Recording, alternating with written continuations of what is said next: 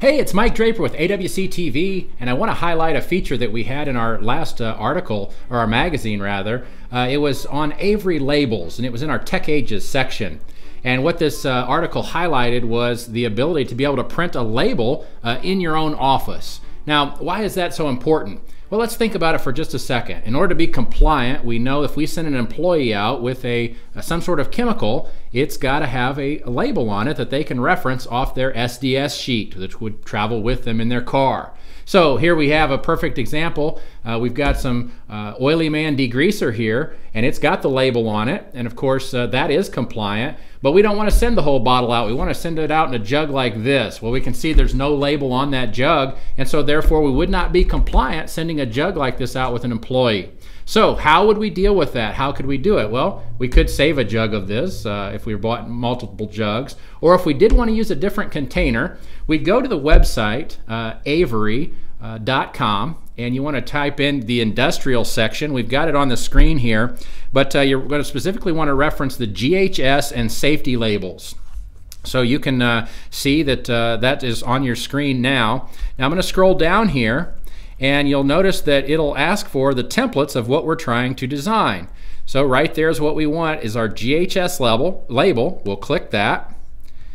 And then what size. Now this is something we'll have to predetermine what size of label, so we can either get them at Avery.com, these labels, or we can get them at Office Depot, Amazon, anywhere you want to get the labels, you can get them, but you just put it in like you normally do. For us, we're going to use these 4 3/4, so we'll highlight those, and this wizard just takes us right through the process here of designing this label. So we'll let this queue up. Now one thing you'll want to have done is you'll want to have run off your SDS sheet from the manufacturer's website of where you bought the chemical. Most of them have an SDS sheet because we're going to need to reference some information. So we can decide here which label that we want to use. We'll just use the first one here. And it's going to queue up and take just a second here. But then what we're going to be able to do is we're going to be able to add information off the SDS sheet right into this label, and we'll be able to print these right at the shop. So we'll go through this deal here. Let this kind of queue up. Now you can see your label there is populating. Now from there, what we're going to do is we're going to take the CAS number, the CASRN number, and we would get that right off of our safety data sheet. So in this case, we are 1310 58 that 3. So you can see there that it knew the chemical right off the bat. Now what we're looking for there is we're looking for a danger, which is meant there. If we want to put in the run code there, we can, but if not, we can even put the company information. So in this one, we're just going to put Oily Man. And we'll go ahead and populate this then. So we can see also off our SDS sheet the different warnings that we might want to place on here, and SDS will tell us. So we do have some flammability. We got some warning signs here, and then also we will put on there that it could be toxic as well. So we'll populate that.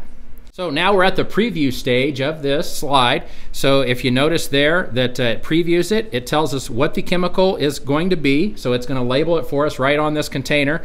Now we do have to have a couple little disclaimers here. We have to click that and represent that we are using the GHS wizard with authentic Avery labels. So we click that and click the next one as well. When we hit finish, then we now have a label that we would be able to print right at our home computer.